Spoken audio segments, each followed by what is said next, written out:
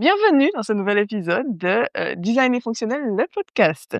Alors aujourd'hui, j'ai Marvin avec moi. Bonjour Marvin. Bonjour Karine. Marvin qui est peintre décorateur en bâtiment. Tout à fait. Voilà. Donc merci d'avoir accepté mon invitation. Merci de m'avoir invité dans ta communauté. Voilà, avec grand plaisir. Et aujourd'hui, du coup, on va parler un peu de tout ce qui est travaux, de rénovation, de peinture, et cetera. Voilà, c'est pour ça que je t'ai fait venir. Je sais qu'en plus, tu as en plus d'être peintre, tu as comment on peut dire ça? Cette sensibilité sur la décoration. Tout à fait. Donc, c'est-à-dire vouloir obtenir quelque chose qui plaise, quoi, qui soit beau, pas que peint. Tout à fait. Donc, c'est ça aussi qui est intéressant. Donc, pour commencer, déjà, j'aimerais bien savoir que tu puisses, expliquer ton métier et d'ailleurs, comment tu en es arrivé à être peintre décorateur? Est-ce que tu veux la vérité ou le mensonge? Est-ce que tu veux toute la vérité ou Alors, la vérité en façon, résumée, mais d'accord. oui. Alors, le métier de peintre bâtiment, je ne l'ai pas choisi. Mmh. Il m'a été imposé. C'est-à-dire que de par mon parcours scolaire, bon, j'étais, un enfant très turbulent au départ. OK, Donc du coup, en fait, je me suis retrouvé au CFA en OK. Martinique et j'ai commencé à faire de l'alternance et la responsable, de la formation m'a dit: «Monsieur Béouard, vous avez choisi le maçon, mais je ne vous vois pas aller tous les jours dans ce métier». En fait, elle me voyait pas effectivement exercer ce métier tous les jours. Donc elle OK, m'a conseillé de faire peintre d'accord. et il s'est fait que le professeur de peinture, c'était l'un des professeurs le plus exigeant OK. dans la formation de l'ECFA, en fait. Donc c'était monsieur Boutrin et de ce fait, j'ai commencé à exercer ce métier. J'étais le plus nul de tous mes camarades de classe, mais on C'est m'a nul. tellement poussé, on m'a OK, tellement, appris le métier que j'ai commencé à aimer ce métier d'accord. et j'ai commencé à avoir, vraiment l'amour des choses bien faites. OK. Après voilà, Donc on t'a forcé à aller dans la bonne voie. voilà, on Donc m'a fait aimer quelque chose que je ne connaissais pas c'est et ça. je suis très, très fier aujourd'hui. C'est pas mal ça, intéressant, c'est top. Ça me permettra de peut-être inspirer certains qui, voudraient peut-être, se lancer, mais ils se disent: «Bof, j'aime pas trop» et au final, toi, on a vu que maintenant tu vis même Tout à fait. cette profession. D'accord, d'accord.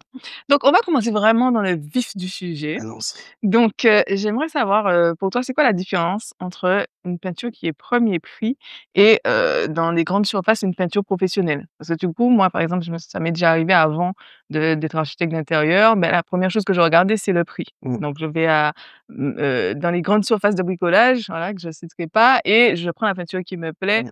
mais pour moi, une peinture, c'est une peinture. Mmh. Donc est-ce que toi, tu peux nous dire, voilà, c'est quoi les différences? Alors pour ne pas entrer dans tous les termes techniques, je dirais ceci, quand on veut faire par exemple un bâtiment, justement un bâtiment propre, quelque chose d'intéressant, on va choisir effectivement la qualité. Pourquoi? Hem, il y a ce qu'on appelle dans la peinture des technologies. Mmh, Une peinture bas de gamme, OK. c'est une peinture en fait qui n'a pas tous, les composants. OK. D'accord? Il y a certains composants, en fait, qui permettent à la peinture d'adhérer plus, ce qu'on appelle l'opacité, ce qu'on appelle des liants, certaines technologies. Ah! Ensuite, la peinture Mmh. professionnelle, Mmh. effectivement, engrange toutes ces, catégories, de liants, voilà, on va pas entrer dans tous les termes techniques. La peinture bas de gamme, il manque effectivement pas mal de composants, qui est l'opacité, d'accord? De l'opacité qui permettent de couvrir de couvrir les murs plus rapidement. Mmh mh. Et la peinture, De meilleure de qualité, meilleure qualité, professionnelle. effectivement, il y a plus d'agents, il y a plus de technologie, à OK. l'intérieur. Oui, c'est des choses auxquelles on pense pas, en fait. Pour nous, c'est juste un liquide, voilà. Voilà, Mais toi, ouais, tu nous fais vraiment prendre conscience qu'il y a des technologies tout dans à les fait. peintures, même si ça ne se voit pas. C'est peut-être écrit peut-être sur les Tout à pots, fait, mais effectivement, bon, on s'y connaît pas. dans les fiches techniques, mais Voilà. c'est vrai que le prix est toujours plus attrayant Oui, c'est ça. que, OK, donc certaines peintures, si elles sont trop bas de gamme, ben, n'adhèrent pas bien, sont pas assez opaques, donc du tout coup, à si on fait. veut couvrir une couleur, c'est compliqué. OK. Il y a d'autres techniques, technologies qu'on retrouve dans la peinture, je sais pas, qui Alors il sont y a tout ce qui est pertinentes? résine, tout ce qui est, liant, tout ce qui est, Liant, c'est quoi liant, pardon? alors liant, c'est une technologie qui permet justement d'assembler, l'assemblage de la peinture. D'accord. Après, le plus important d'une peinture, c'est l'opacité.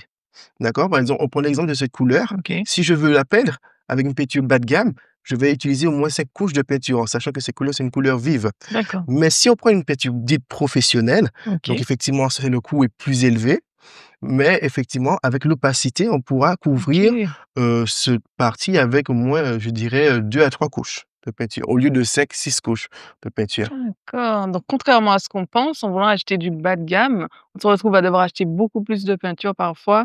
Donc c'est vraiment ça dépend du support, ça dépend de ce qu'on fait, Tout quoi. à fait. OK, intéressant. Et d'ailleurs, tu me fais penser, est-ce qu'il faut toujours appliquer une sous-couche, tu vois, avant de peindre un mur? Tout à fait. Alors, c'est vrai que c'est une partie très négligée, Mmh mh. très, très, très négligée. J'aime prendre cet exemple, vous les femmes, effectivement, hein, vous avez l'habitude de mettre votre beau maquillage. Je suppose qu'avant de mettre du maquillage, il y a ce qu'on appelle un fixateur Mmh. qui permet effectivement d'adhérer, en fait.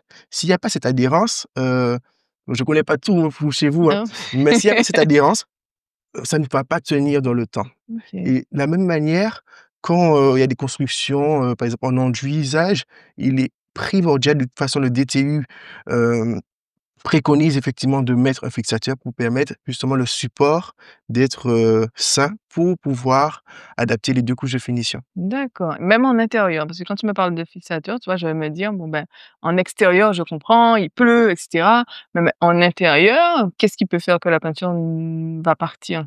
À part si on la touche, non, c'est C'est vraiment, l'accroche parce que quand on fait l'enduisage, le support il est brut. OK, Tandis que le fixateur, il va entrer dans tous les pores de l'enduit et va permettre d'avoir une meilleure adhérence. Même si le plus souvent, ce qu'on fait, on met directement du mat.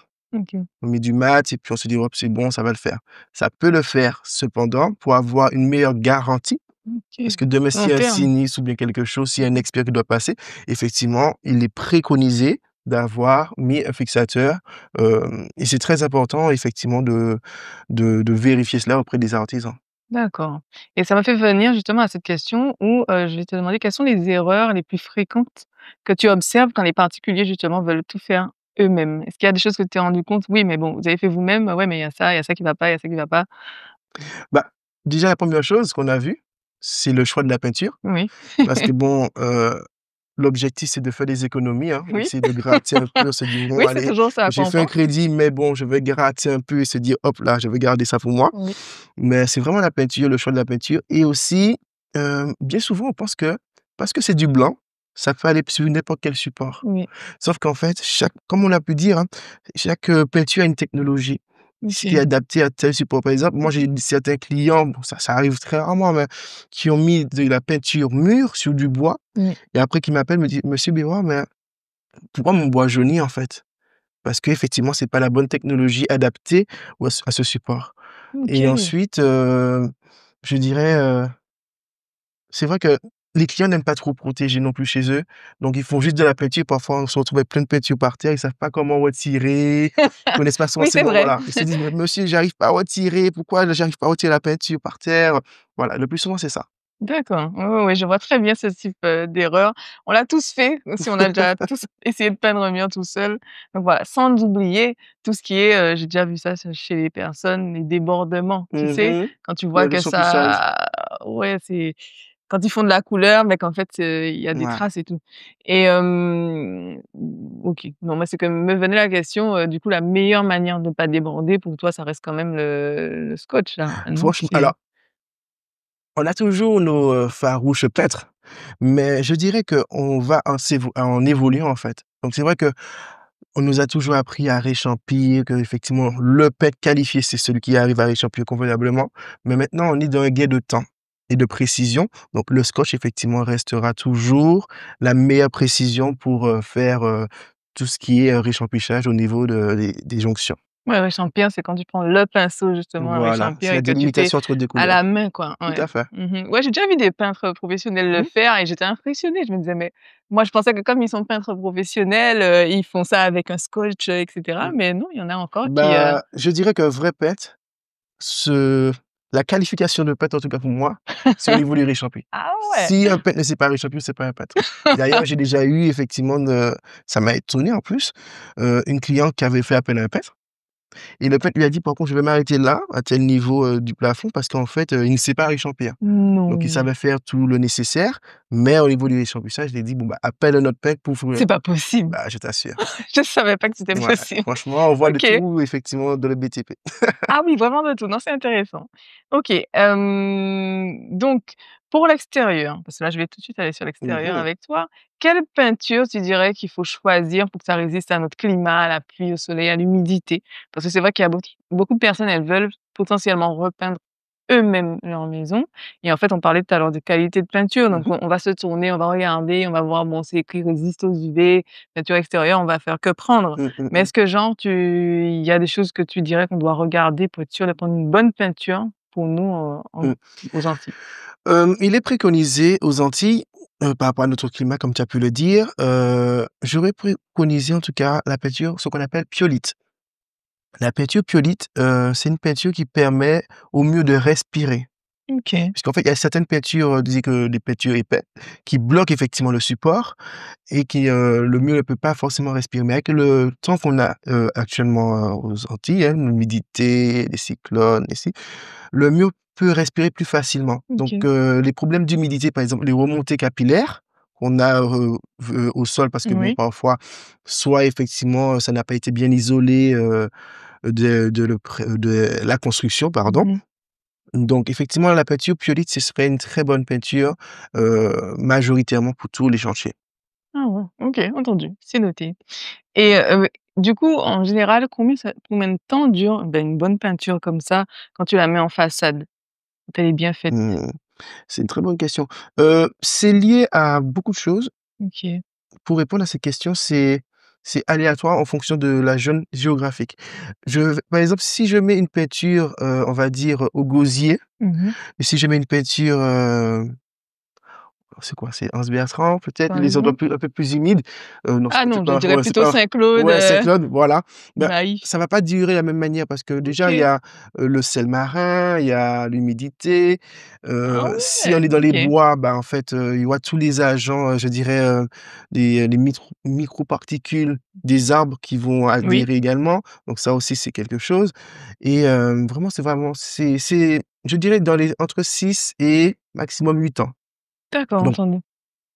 ce que on préconise effectivement, c'est de changer, tous les 6 ans, les peintures des façades D'accord, c'est vrai et bien que les traiter surtout. c'est-à-dire bien les trouver? Bah, pour revenir à une de tes questions, bien souvent les particuliers en fait prennent juste un peu de javel et puis hop, on pulvérise sur le mur, mais il y a certains produits qui ne tuent pas en fait les bactéries OK. et si on repeint derrière, directement là-dessus, Mmh. il y a des, particules, enfin il y a des microbes qui sont toujours dans le mur, en fait OK, et quand, par exemple, si on prend l'exemple de la peinture blanche, on met sur une façade, d'accord. on va voir que derrière la peinture, il y a comme des petits, il y a une petite couleur qui commence à se dégager. En fait, ce sont des microbes. Ce sont des microbes, ce sont, voilà, c'est, de l'humidité et c'est très dangereux. D'accord, donc je veux repeindre ma façade extérieure, je vais, par exemple, passer le Karcher et cetera et en fait, il faudrait que je passe un produit pour être sûr de tuer des moisissures s'il y en a, avant de repeindre Tout à derrière. fait, donc ce qu'on appelle des OK. produits Algimous, donc il y a plusieurs noms, Mmh. en Oui, oui. fonction des gammes, mais c'est très, très, très important, surtout dans notre D'accord. climat.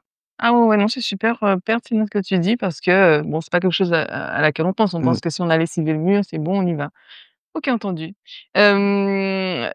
Alors, pour parler aussi de, alors il y a l'extérieur, mais il y a aussi l'intérieur. Je voulais te demander si, pour toi, enfin, par rapport à ton expérience et cetera, j'ai un peu mon avis sur la question, mais est-ce que la teinte qu'on va mettre, tu vois, comme peinture, va agir sur la chaleur de l'espace? Tu vois, par exemple, je vois beaucoup les gens, c'est devenu un peu une mode de faire sa maison dans un gris, tu vois, à l'extérieur, un peu cendré et Mmh. cetera. Bon, moi, je trouve ça, ça dépend comment c'est fait, mais ça peut être très moderne, De gris mais anthracite? ouais, un peu. Mais sous nos tropiques, je me pose vraiment cette question de dire, mais enfin, je me pose la question, j'ai un peu la réponse, mais je voulais ton avis sur le sujet pour expliquer aux personnes le lien entre la teinte de la peinture et la chaleur. OK. Je répondrais ainsi, parce que c'est vraiment mon cœur, en fait, qui va parler. Bien souvent, en fait, on va tous sur Pinterest en train de chercher des peintures, des couleurs. C'est Par ça. exemple, il y avait la grande mode du terracotta. il Oui. commence un petit peu à disparaître, mais je dirais que chaque personne, intérieurement, en fait, on a des couleurs, entre parenthèses, dites «préférées» et ces couleurs préférées, bah, malheureusement, à cause effectivement de la tendance, on ne les favorise pas. Par exemple, si par exemple, toi, tu aimes le rose, quand tu vas rentrer chez toi, tu vas te sentir à l'aise chez toi. Parce qu'effectivement, le rose, pour toi, c'est a une certaine, signification.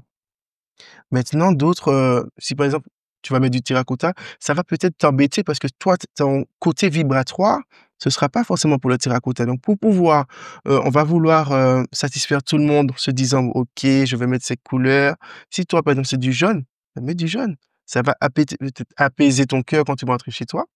Mais, le plus souvent, en fait, on a des copier-coller un peu de partout. Et pour répondre à la question, la couleur a une très, très grande signification dans notre environnement.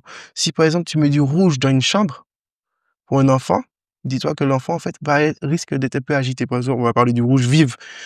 L'enfant ne va pas être apaisé. Tandis qu'effectivement, s'il a une couleur assez neutre, des couleurs dites pastel, il va se sentir plus apaisé et il sera moins agité, par exemple, lors du coucher. Oui, non, ça c'est sûr, j'ai cette conviction que les couleurs ont un impact sur nos émotions, sur, ouais, comment on peut dire ça? Notre énergie.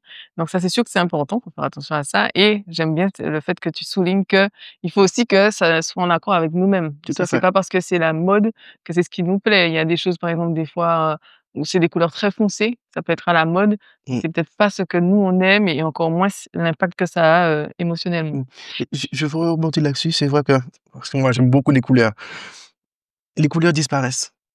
Quand on regarde les voitures d'avant, il y avait des voitures jaunes, il y avait des Mmh voitures mh. oranges. Maintenant, en fait, tout devient un peu fade et c'est vrai que inconsciemment, par exemple, toi, tu as un beau vêtement vert, ça c'est éclatant, en fait, c'est très, très bien.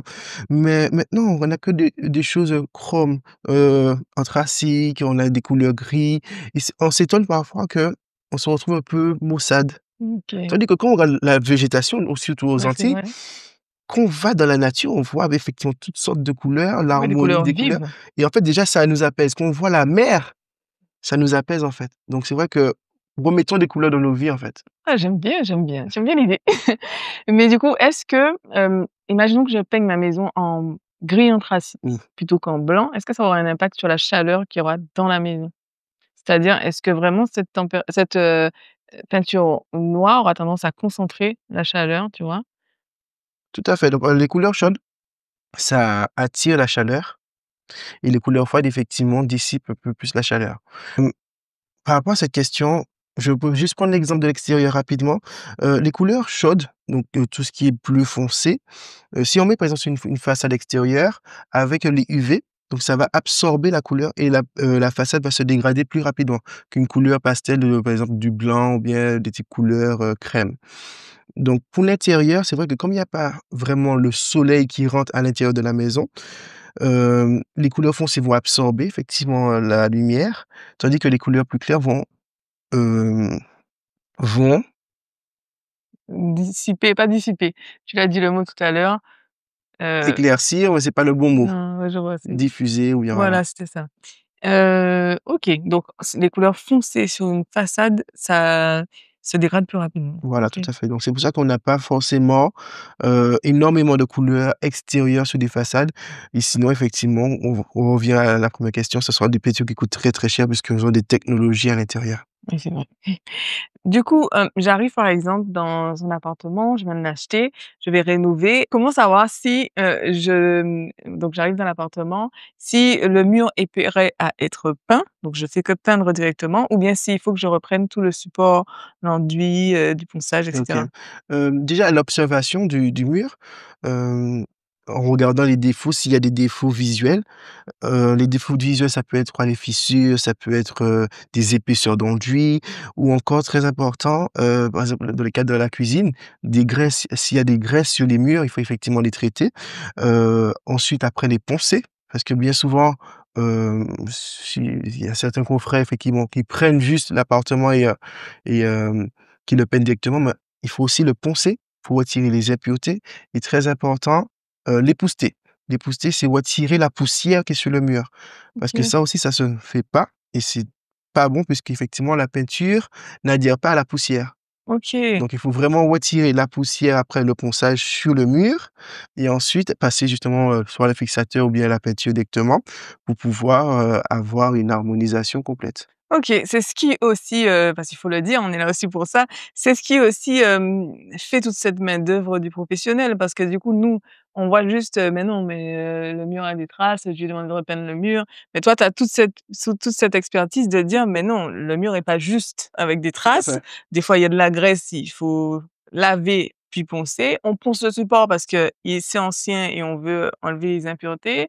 Il faut dépoussiérer, il faut faire la sous-couche». Donc voilà pourquoi, ben, un professionnel, il sait ce qu'il a à Tout faire. à fait. Voilà, donc après, c'est pour ça aussi que je fais ce podcast. C'est parce que je veux que les personnes se rendent compte du travail, en fait, du professionnel, tu vois? Parce que des fois, on va réduire certaines professions à la tâche finale qu'on voit, sans regarder tout ce qui se passe derrière pour arriver au résultat Mmh final et mh. c'est pour ça aussi que souvent les gens n'arrivent pas à comprendre enfin ça, c'est mon avis, Oui. à comprendre parfois les tarifs professionnels. Ils se disent: «Mais attends, la peinture, elle coûte 50 €. Comment ça, il me demande, Mmh mh. tant d'euros?» Mais non, c'est une comment on peut dire ça? C'est une expertise parce que du coup, limite, toi, quand tu regardes le mur, tu peux nous faire une sorte de comme un médecin, un Oui. diagnostic, quoi. Tu vas nous dire: «Bon, ben, ouais, ton mur là, il y a tel souci». Donc du coup, toi, dans ta tête, tu dis déjà: «OK, je vais utiliser tel produit, telle machine, tel» Mmh. non, c'est super C'est intéressant. vrai que et c'est pour ça que nous aussi, artisans, on doit faire des efforts là-dessus,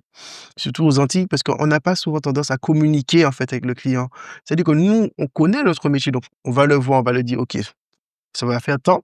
Sauf que si on va dans le côté pédagogique avec le client, lui expliquer: Mmh. «Bon, voici votre mur, voici les défauts de votre mur, voici, telle intervention qu'on fera et effectivement, par rapport à cette intervention, ça va coûter tant». Si on était un peu plus pédagogue, le client comprendrait un peu mieux. J'avoue. Mais c'est vrai que dans notre tête, quand on se dit «paître», on se dit: «Bon, c'est juste», C'est ça, mais c'est c'est pas exactement ça. juste, voilà. OK. Du coup, imaginons que j'ai une pièce humide, j'ai une salle de bain et cetera. Quel type de peinture je devrais plutôt appliquer? Parce que tu OK. sais, je veux toujours faire les choses Mmh. moi-même, heu OK. Donc le cas d'humidité, effectivement, je rencontre ça tous les jours. D'ailleurs, je suis en train de traiter un actuellement sur un autre chantier. Hem, 1 chose à faire, effectivement, c'est, passer sur ce dont on a parlé, des produits, dites, effectivement pour désinfecter le mur et pour tuer les bactéries. Puisque Mmh. l'humidité, avant tout, c'est des bactéries, en fait. Donc tuer les bactéries, le lessiver effectivement de façon manuelle puisqu'on est à l'intérieur et par la suite, poncer et mettre une peinture, dite, anti-humidité. Donc effectivement des peintures anti-humidité, pour traiter, cette problématique. Mais avant tout, puisque l'objectif c'est pas de revenir tout le temps, tous les, 6 mois, c'est de traiter la cause de l'humidité. Si on est dans une salle de bain, il y a 2 choses qui peuvent être en compte. C'est soit effectivement, ce qu'on appelle les VMC, d'accord? Donc la ventilation parfois ou bien le plus souvent les clients n'ouvrent pas forcément les fenêtres. Oui, Donc tout quand ils simplement. sortent, ils ferment tout de suite, mais il y a la condensation. Mmh. Donc ça, c'est très important à prendre en compte. Les fenêtres ne sont pas là juste pour faire une décoration, mais il faut les ouvrir La et ventilation. la ventilation, voilà, merci et dans les appartements, le plus souvent, l'étanchéité d'en haut n'a pas été bien faite. Donc du coup, en fait, tout, toute l'humidité effectivement de l'appartement d'en haut redescend en bas. D'accord, entendu. On entend parler aussi des peintures écologiques et en Mmh. fait, j'aimerais savoir si c'est une vraie révolution ou bien c'est juste du marketing, quoi? Une révolution, oui. Du marketing, oui. Un peu des 2. Un peu les 2. Alors, c'est vrai qu'avant, c'était les peintures à l'huile. Les peintures à l'huile, c'était très nocif, très, Mmh. très, très nocif.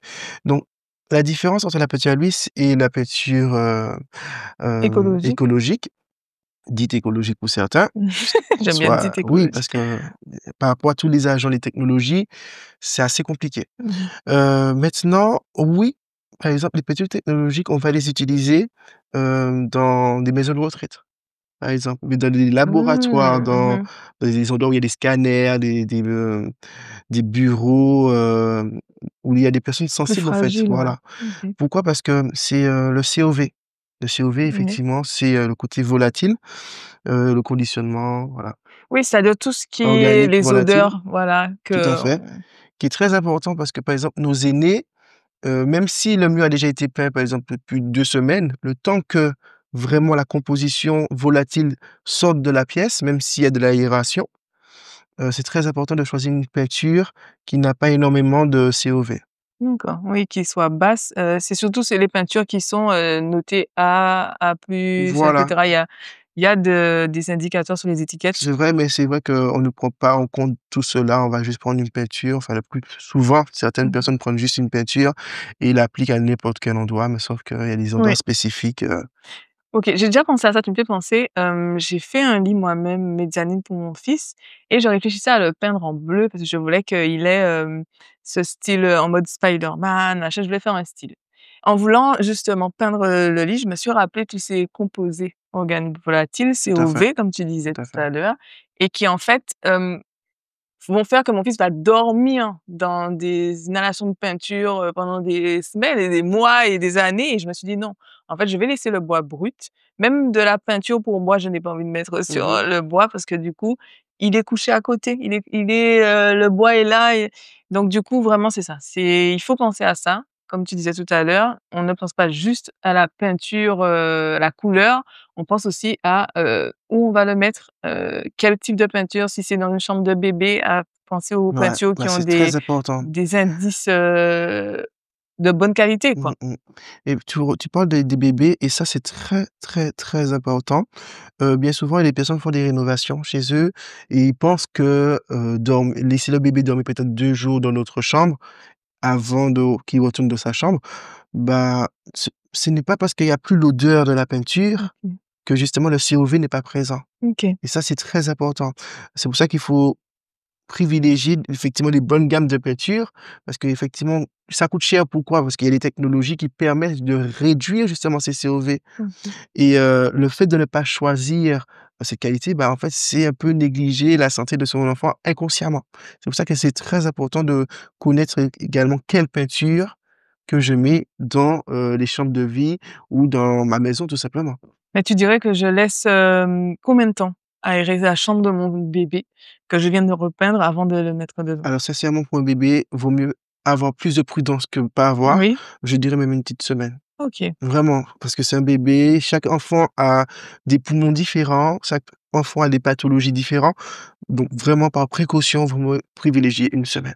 OK, non, c'est intéressant, merci de nous préciser ça parce que je pense que beaucoup de parents se posent la question et ils ont aucun repère donc là, au moins, ça fera un repère.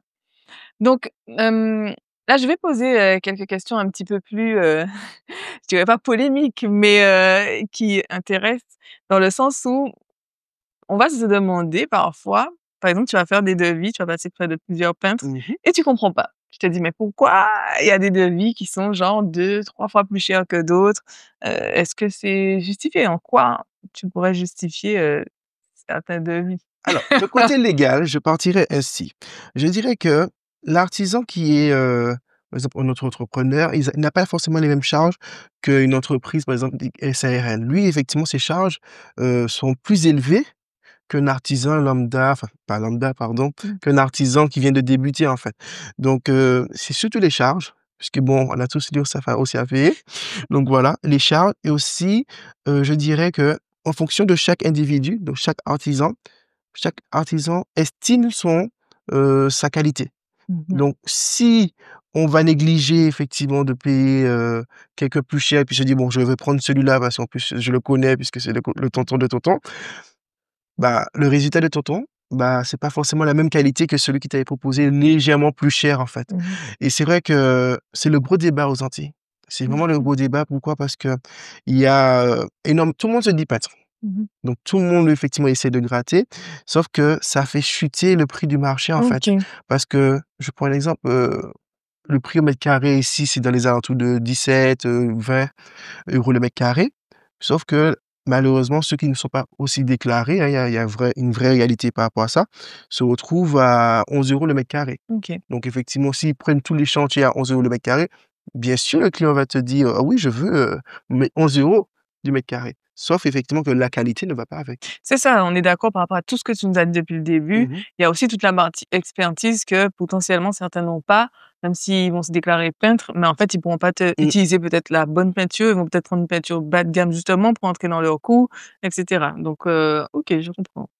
Hem, mais du coup, ça me fait poser la question, est-ce que justement certaines personnes, parce qu'à ce qui paraît, c'est quelque chose de possible, diluent la peinture pour faire justement, une démarche plus importante? Mal je sais pas si je dois le dire devant la caméra. Je vous aime les artisans.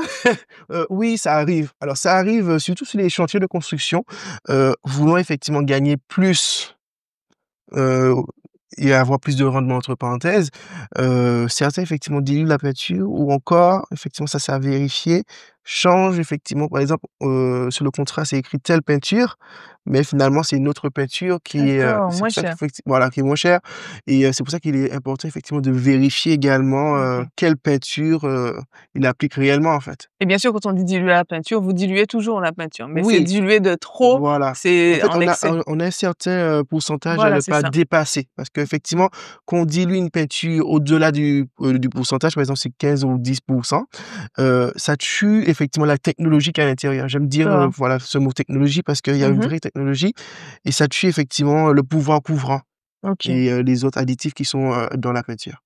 Donc voilà, donc avec, des grandes lignes, qu'est-ce que tu dirais en quoi il vaut mieux justement prendre un peintre professionnel que quelqu'un au black ou quelqu'un, ou son cousin vite fait qui sait passer un rouleau sur le mur, mais bon, qui n'est pas un vrai peintre? Je dirais qu'il sera investi dans les bonnes peintures. Par rapport au prix, il sera investi dans les bonnes peintures et le travail ne sera pas bâclé. Bien que bon, parfois, effectivement, ce qui coûte le plus cher, voilà, chaque individu est différent. Mmh, entendu. Donc Marvin, on parle depuis un petit moment, tu Mmh vas mh. pouvoir, nous dire des trucs un peu plus intimes, notamment, quel a été ton plus gros défi sur un chantier, d'accord, de peinture et comment tu l'as relevé? Alors mon plus gros défi sur le chantier, ça s'est fait l'année dernière. Hem, J'avais, un chantier, effectivement, c'était une acquisition. Il devait rentrer, à une date fixée. Sauf que moi, en fait, j'avais pas l'information de cette date fixée et le chantier avait pris un peu de retard et le samedi, la femme m'appelle me disant, «Monsieur Béouard, on doit entrer telle date et on constate que le chantier n'est toujours pas terminé» et elle était enceinte.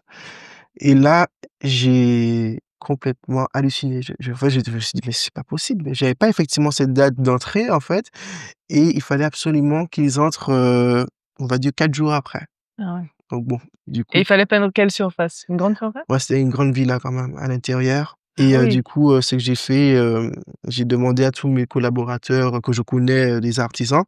J'ai dû effectivement retirer de l'argent de ma poche pour pouvoir terminer ce chantier dans OK, les délais. On a fini assez tard et heureusement qu'on était outillés justement avec, OK. l'Airless.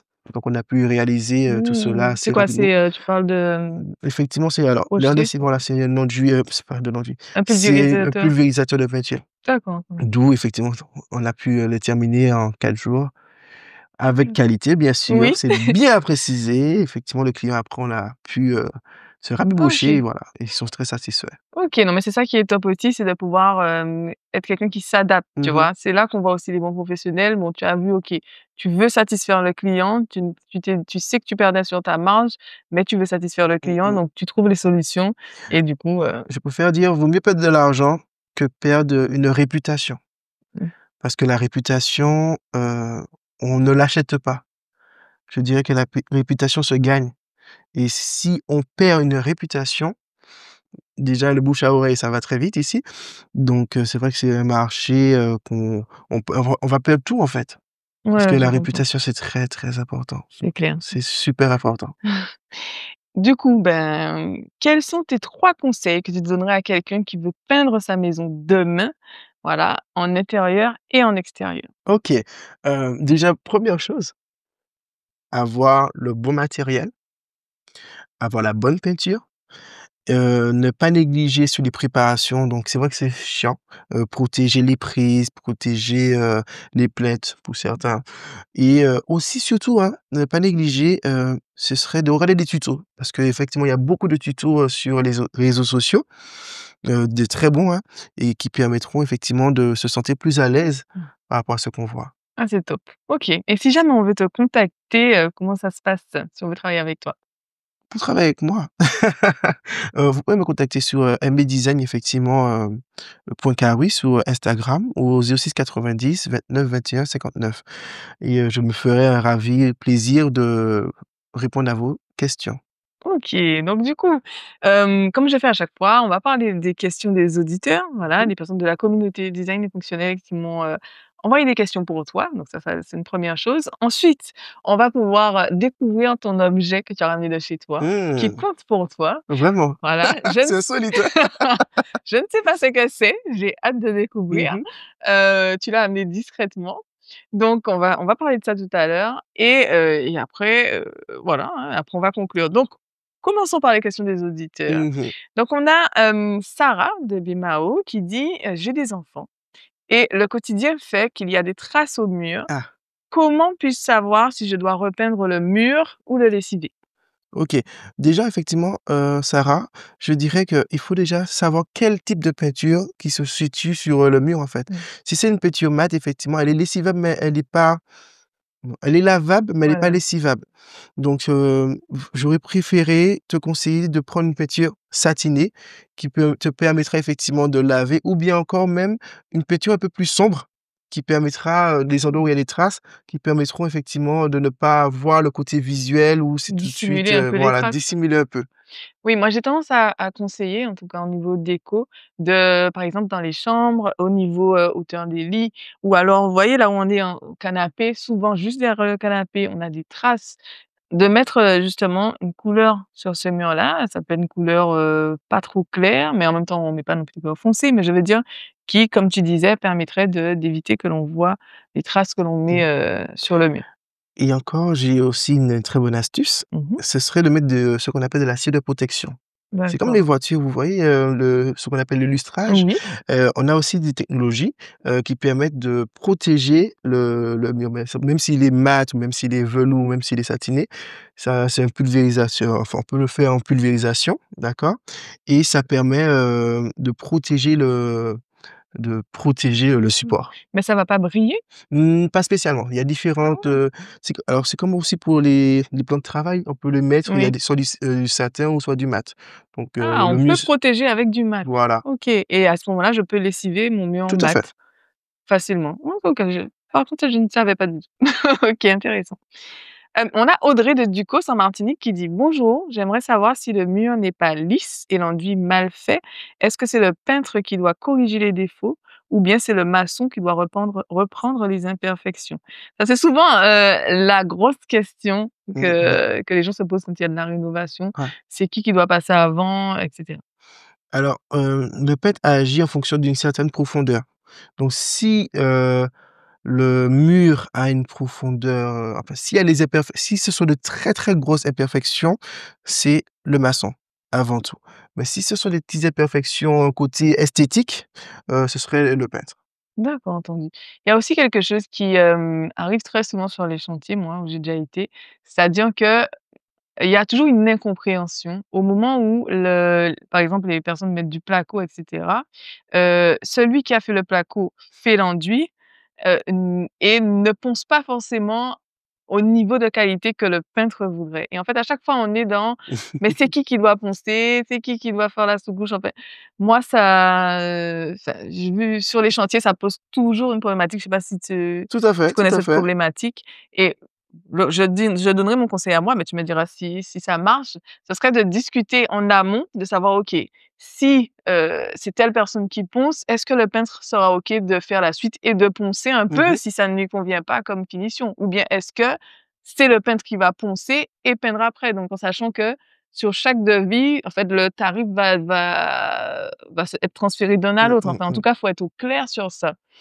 Alors c'est vrai que ça, c'est le ça me fait rigoler parce que c'est vraiment les conflits qu'on Oui, c'est connaît ça, tous, hein. On se dit: «Bon allez hop, entre parenthèses, excusez-moi, on va s'engueuler avec le plaquiste parce qu'il a mal fait des c'est bancs, il ça. a fait ci».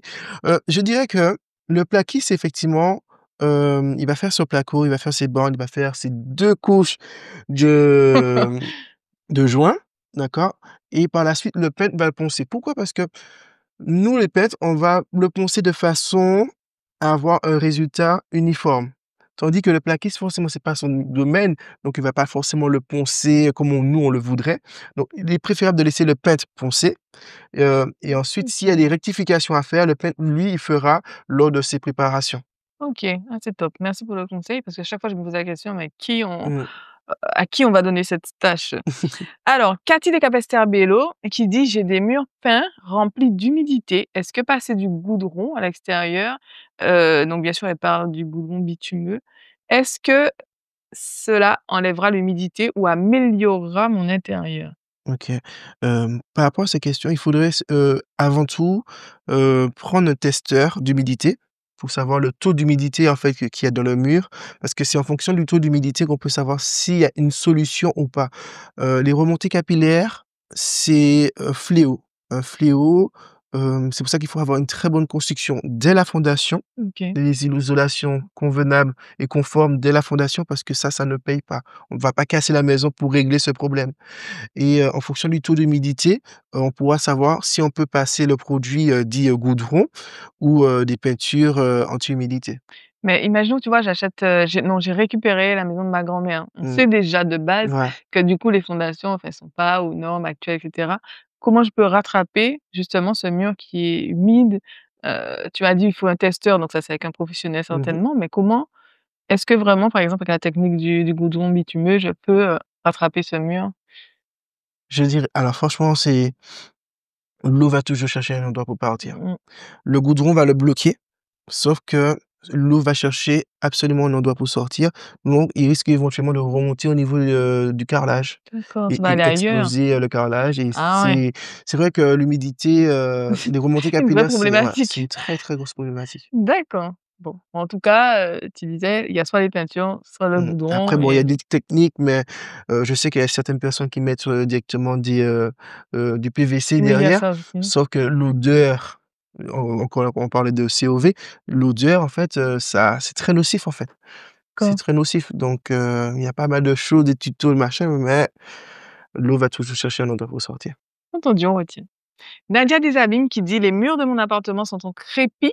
J'aimerais retirer, et rendre les murs lisses. Comment faire?» Alors, 1re chose, ponçage. Avec, des disques effectivement assez costauds pour, vraiment bien retirer, les bosses, les choses comme cela et ensuite, appliquer 2 passes d'enduit de lissage. D'accord. Je sais que sur un de nos chantiers, on avait eu cette problématique et parfois on s'était rendu compte que juste, rajouter une cloison en placo, plap plap, Aussi, bah, ça va aussi couvrir, rapidement, voilà, c'est franchement, ça, c'est des fois ouais, beaucoup plus ouais, rapide. beaucoup plus rapide et moins coûteux en termes de Voilà temps. et Oui, en tout termes de à fait. main-d'œuvre, en termes de temps, c'est moins coûteux. Alors par contre, ça réduit la surface, Mmh. utilisable, donc ça peut être fait, je pense, dans certaines pièces, mais c'est vrai que si on fait ça partout, bon là, ça Oui, tout commence à à être, fait. voilà. Mais je dis ça parce que c'est une solution possible. On a Valérie Desmao qui dit: «Comment repeindre un mur extérieur en crépi lorsque l'enduit s'en va par petites plaques?» Je vois très bien la situation parce que même en intérieur, des fois ça arrive, le crépi part par plaques. On veut repeindre, que ça soit bien. Ouais. Bah, déjà, c'est savoir, pourquoi. Très Pourquoi en bien, fait, oui.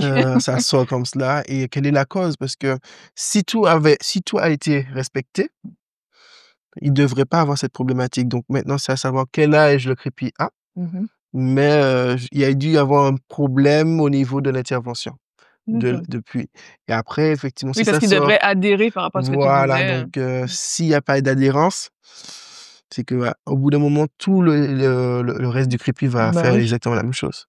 Donc d'accord, effectivement, ça fera une grosse facture. ouais et donc comment elle peut rattraper? Ça sent par bon, au début, Ouais. Faire appel à un professionnel qui pourra effectivement donner une expertise par rapport à cette problématique, particulière. d'accord, entendu. Voilà, donc on arrive au moment Bring Your Own, voilà, Mmh. petit moment inédit que j'ai créé dans ce podcast Design et fonctionnel et en fait, tu vas pouvoir nous montrer un petit objet que tu as ramené de chez toi, donc j'ai hâte de voir, tu vois? J'ai déposé mon Mmh. téléphone. Qu'est-ce que tu nous as ramené qui a du sens pour toi, venant de Vraiment, chez toi? Oui? il est où? C'est vraiment insolite, hein. Vas-y, vas-Déjà Tu penses à quoi? Alors là, à rien. On m'a déjà ramené des choses vraiment différentes. On m'a presque ramené une moto une fois, Ah donc ouais? ouais. C'est vraiment insolite, hein? Oui, vas-y. C'est ça, Ah oui, c'est non, ça. Non, franchement, intéressant. c'est ça, parce pourquoi? Oui, Le premier outil que j'ai acheté, c'est oui, ça. d'accord. Et en fait, j'avais même, le nom que je voulais donner à Ouais, l'entreprise, House Design. Bon, finalement, j'ai changé, mais c'est ça et franchement, je l'affectionne énormément. C'est avec que j'ai posé mes premiers papiers peints. Quand d'accord. c'est tout petit, tu te dis: «Bon, Oui, c'est j'ai clair, il avait du galéré courage, avec», le pauvre. mais vraiment, je l'affectionne énormément. C'est l'une des premières choses que quand je suis arrivé en Guadeloupe que j'ai acheté OK. aussi et voilà, c'est tout bête, mais par exemple, J'aime ça, c'est beaucoup. des choses que je ne vais pas passer à quelqu'un parce que c'est mon Oui, premier ça a une outil. valeur Ouais, voilà, sentimentale. voilà, c'est quand tu achètes quelque chose, tu dis: «Ah», voilà, mais c'est ça. Non, non, c'est top, Tu on a t'attendais pas à ça? non, non, mais ceci dit, je commençais à à anticiper parce que j'avais un des invités qui avait aussi amené, c'était son coach, tu vois? Tu connais le Mmh. coach? Donc du coup, non, très intéressant. Non, c'est top. En tout cas, Donc merci voilà. d'avoir partagé ça avec nous, Merci à OK? toi pour l'invitation. Merci d'être venu pour ce podcast. C'était super intéressant, super instructif. Ce qu'on va retenir, c'est que, ben, le métier de peintre, c'est vraiment une expertise. C'est pas juste prendre un rouleau Tout et à fait. passer de la peinture sur un mur. Donc voilà, il y a un diagnostic derrière, il y a une expertise pour dire: «Bon, ben, voilà, les bons produits à utiliser». C'est ce que moi je retiens, hein, de tout ce que tu nous as dit et il y a beaucoup de technologie dans la peinture Tout dont à on n'a fait. même pas conscience et j'imagine bien qu'il y a des nouveautés et Oui. cetera. Donc ouais, non, ça c'est top. Donc merci Marvine Merci à et toi. ben, on se retrouve dans un nouvel épisode bientôt. Merci à vous. Au revoir.